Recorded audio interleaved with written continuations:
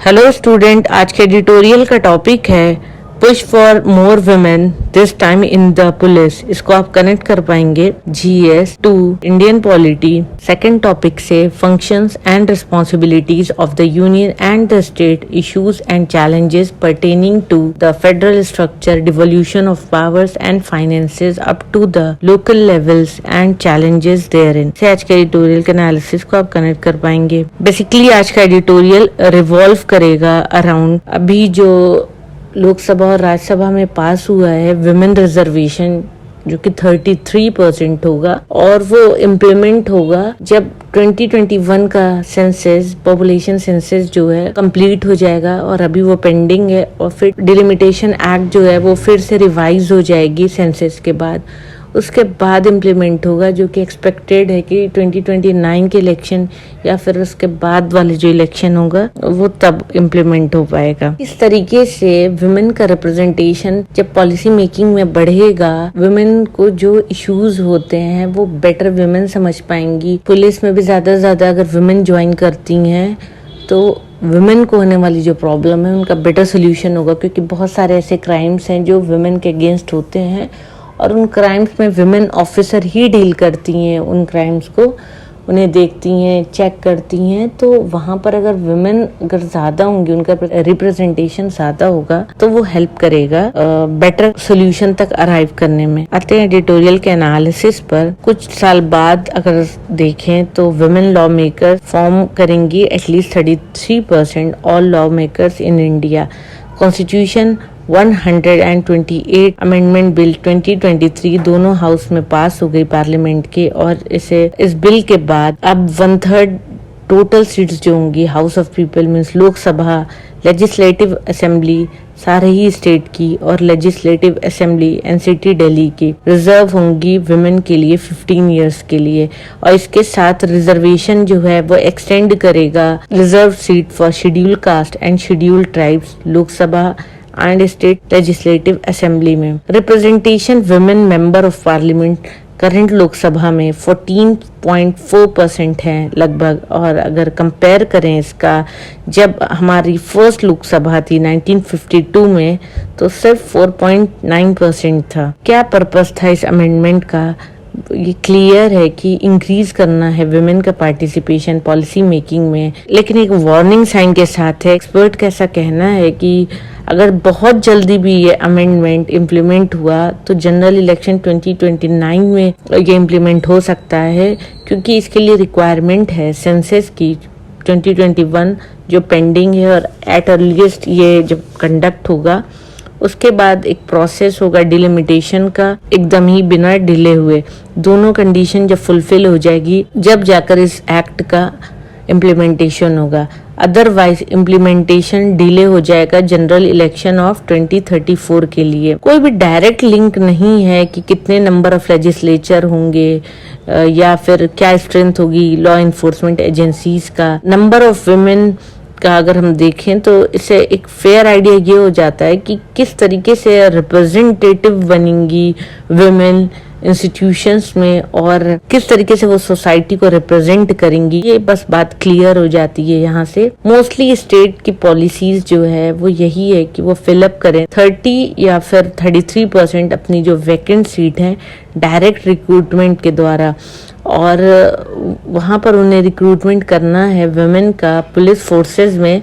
और यहाँ पर हॉरिजॉन्टल रिजर्वेशन मिलता है। इसका मतलब ये हुआ कि मिनिमम रिजर्व वैकेंट पोस्ट जो होती हैं वो फिल होती हैं कैटेगरी वाइज, जैसे कि SC ST या OBC, जिसे अदर बैकवर्ड क्लासेस भी कहते हैं, या अनरिजर्व मतलब जनरल कैटेगरी से आने वाली वुमेन जो मेरिट में हो, या और इन सिचुएशंस में विमेन कैंडिडेट को ऊपर बढ़ाया जाता है लिस्ट में, ताकि वो गैप जो है मेल और फीमेल का वो फुलफिल हो पाए। विमेन का जो रिजर्वेशन है स्टेट आर्म्ड फोर्स पुलिस में वो सिर्फ 10% है, कुछ स्टेट्स में और भी कम है। विमेन का reservation state armed police forces में सिर्फ 10% है कुछ स्टेट्स में। जनरली विमेन रिक्रूट की जाती हैं एक नोटिफाइड वैकेंसीज के द्वारा, और इसके लिए परमिशन मिलती है उन्हें गवर्नमेंट के द्वारा वैकेंसीज को फिलअप करने के लिए। अगर डेटा देखें पुलिस ऑर्गेनाइजेशन का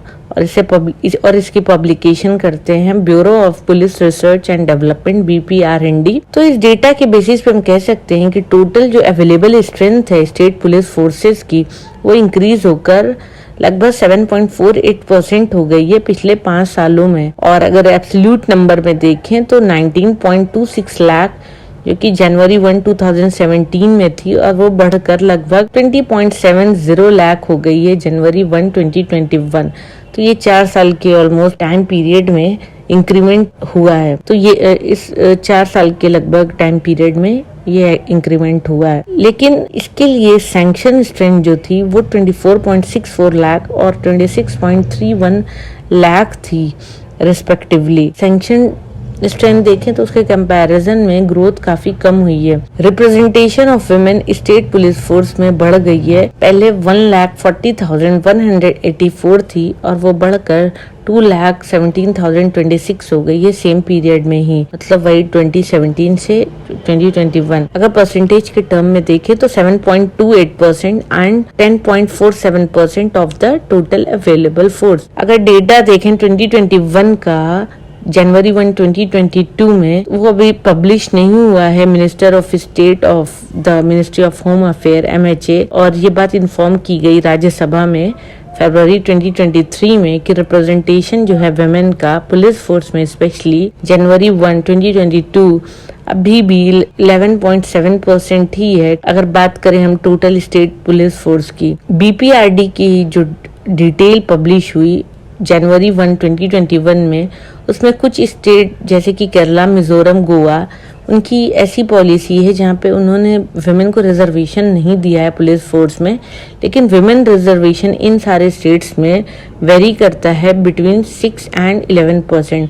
बिहार प्रोवाइड करता है 35% रिजर्वेशन विमेन के लिए और 3% बैकवर्ड कास्ट विमेन के लिए। बट एक्चुअली अगर देखें नंबर ऑफ विमेन फोर्स वो सिर्फ 17.4% ही है। तो इनके रिजर्वेशन के बाद भी बिहार में वुमेन का रिप्रेजेंटेशन पुलिस फोर्स में काफी कम है। चंडीगढ़ का अगर देखें तो मैक्सिमम परसेंटेज ऑफ वुमेन है, वो लगभग 22% है पुलिस फोर्स में।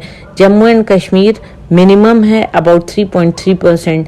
अगर हिमाचल प्रदेश की बात करें तो इन्होंने कोई नोटिफाइड रिजर्वेशन नहीं दिया है वुमेन के लिए, लेकिन यहाँ पर लगभग 20% वैकेंसीज जो हैं वो फिल्ड हैं विमेन के द्वारा। कांस्टेबल की अगर हम बात करें तो MHA बार बार कह रहा है स्टेट से कि इंक्रीज करें विमेन का रिप्रेजेंटेशन पुलिस फोर्स में, 33% तक लेकर आए, लेकिन एक्चुअल जो अवेलेबिलिटी है वैकेंसीज है वो कम है।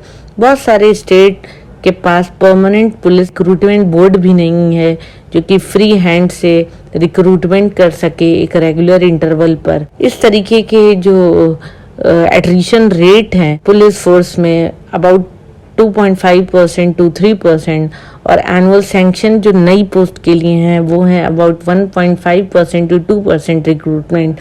ये तभी हो सकता है फुलफिल जब 4% या 5% टोटल पोस्ट हो। अगर पास्ट के हिसाब से देखें तो इस डेटा के बेसिस पे हम कह सकते हैं कि लगभग 20 इयर्स लग जाएंगे या उससे ज़्यादा लग जाएंगे विमेन रिप्रेजेंटेशन को 10% से 30% लाने में, अगर इंटायर पुलिस फोर्स की हम बात करें। अगर क्रिमिनल लॉ या क्रिमिनल प्रोसीजर की बात करें तो ये कॉन्करेंट लिस्ट में आता है, और कॉन्करेंट लिस्ट में सेंट्रल गवर्नमेंट स्टेट गवर्नमेंट दोनों ही देखती हैं, और सेंट्रल गवर्नमेंट ने बहुत सारे अमेंडमेंट भी किए इन लॉज में, और कुछ रिपोर्ट्स और स्टेटमेंट के लिए मैंडेटरी है कि वो विमेन पुलिस ऑफिसर ही रिकॉर्ड करें। अरेस्ट और सर्च की अगर बात करें विमेन एक्यूज्ड की तो सिर्फ उसे विमेन पुलिस ऑफिसर ही डील कर सकती हैं। अगर national crime record bureau data की बात करें तो लगभग 10% टोटल क्राइम जो होता है इंडियन पीनल कोड के हिसाब से वो कमिटेड है अगेंस्ट वुमेन, और परसेंटेज के टर्म में देखें तो 5.3% टोटल अरेस्टेड पर्सन्स 2021 में विमेन थी। जो अवेलेबल विमेन फोर्स हैं कंट्री में वो इनसफिशिएंट है इतने सारे केसेस को डील करने के लिए जो विमेन से रिलेटेड हैं। विमेन की जरूरत है लॉ एंड ऑर्डर के लिए, डे टू डे ड्यूटीज के लिए, protection of children from sexual offences act POCSO enlarge कर देता है स्कोप वुमेन रिक्रूटमेंट का पुलिस फोर्स में। अब कोई इस बात में डिस्प्यूट नहीं है कि वुमेन हैंडल कर सकती हैं पुलिस इंस्टीट्यूशन में जो उन्हें असाइनमेंट दिया जाएगा, जो काम दिया जाएगा, क्योंकि वुमेन ने पहले ही प्रूव कर दिया है अपनी बहुत सारी पुलिस ड्यूटीज में और अब उन्हें फर्दर प्रूफ करने की जरूरत नहीं है। अगर डेमोक्रेटिक कंट्री की बात करें, यहाँ पे सारे ही इंस्टीट्यूशन को जरूरत है ट्रू रिप्रेजेंटेशन की, जो पॉपुलेशन में 50% जिनका रोल है, और ताकि वो लोगों का जो ट्रस्ट है उसको भी विन कर पाए। तो विमेन की प्रॉब्लम ज्यादा बेहतर समझ पाएंगे कंपेयर टू मेन के। तो और यहाँ पर ट्रस्ट बिल्डिंग भी हो पाएगा ज्यादा अच्छा, और जो इश्यूज आ रहे हैं विमेन केसेस को डील करने में वो भी रिजॉल्व हो जाएगा। पुलिस को अगर देखें तो ये एक स्टेट सब्जेक्ट है, 7th schedule of the constitution, और इम्प्लीमेंटेशन ऑफ पुलिस रिफॉर्म अभी भी कंसर्न है स्टेट की। एमएचए ने प्रोवाइड किया था, बहुत सारे फाइनेंशियल इंसेंटिव देना स्टार्ट किया था 2018 to 19 में, जहाँ पे उन्होंने रिजर्व किया 10% फॉर फर्स्ट ईयर, 20% अगर टोटल मॉडर्नाइजेशन हो जाता है तो 20% फंड मिलेगा स्टेट को इम्प्लीमेंट करने के लिए पुलिस रिफॉर्म सेटिस्फैक्टरी लेवल तक। अगर वुमेन पुलिस को मर्ज किया जाए रेगुलर पुलिस के साथ तो ये भी एक तरीके का रिफॉर्म होगा। इसी तरीके से इस्टेब्लिशमेंट हो पुलिस रिक्रूटमेंट बोर्ड की, ये भी एक रिफॉर्म है। बहुत सारे स्टेट अभी भी इंथुजियास्टिक नहीं है इसे इम्प्लीमेंट करने में, इस वजह से उन्हें इस एमएचए की स्कीम का बेनिफिट नहीं मिल पा रहा है। अगर हम सेटिस्फैक्शन लेवल की बात करें, अगर फैमिली क्वार्टर देखें जनवरी 1 to 2021, सिर्फ 30% ही स्टेट अचीव कर पाए हैं सेटिस्फैक्शन लेवल तक। एमएचए प्रोवाइड करता है स्पेशल ग्रांट ताकि वो एनकरेज कर सके स्टेट को और वो एस्टैब्लिश कर सके एक वुमेन डेस्क हर पुलिस स्टेशन में, लेकिन इसके लिए भी उनके पास इनफ वुमेन पर्सनल नहीं है कि वो हैंडल कर सके केसेस डिस्ट्रिक्ट में। मिनिस्ट्री ऑफ होम अफेयर ने स्पेशल प्रोविजंस लाया मॉडर्नाइजेशन प्लान करने के लिए और सेपरेट टॉयलेट्स बनाए वुमेन स्टाफ के लिए, इंश्योर करें क्रैश फैसिलिटीज उनके बच्चों के लिए सारे ही पुलिस स्टेशन में, और ये सैंक्शन हो गया है ताकि वुमेन का पार्टिसिपेशन किसी तरीके से रुकावट में ना आए, आराम से हो जाए। एफर्ट यहाँ पर भी लगाएं कि एनकरेज हो ज्यादा से ज्यादा वुमेन कि वो पुलिस फोर्स ज्वाइन करें, उन्हें एक कंड्यूसिव एनवायरनमेंट मिले, बेसिक इंफ्रास्ट्रक्चर मिले जो उन्हें बेयर मिनिमम जरूरी है। एक यूनिफॉर्म पुलिस एक्ट अगर पूरी कंट्री के लिए आता है तो मे भी ये हेल्प कर सकेगा central fame uniform standard women police के लिए भी। सारे ही स्टेट में एक रिक्रूटमेंट बोर्ड होगा अगर, तो वो इंश्योर करेगा रिक्रूटमेंट रेगुलर बेसिस पर। इस तरीके का स्टेप अगर लेते हैं, अगर एक स्पेशल ड्राइव लॉन्च होती है सारे ही स्टेट के द्वारा और यूनियन टेरिटरी के द्वारा, तो रिक्रूट होंगी और ज्यादा औरतें और इंक्रीज होंगे उनके रिप्रेजेंटेशन पुलिस फोर्सेस में, जैसे कि कॉन्स्टिट्यूशनल 128th अमेंडमेंट वुमेन के लिए आए लेजिस्लेचर में, और फ्यूचर में ये इम्प्लीमेंट भी हो जाएगा। तो ये था आज का एडिटोरियल का एनालिसिस।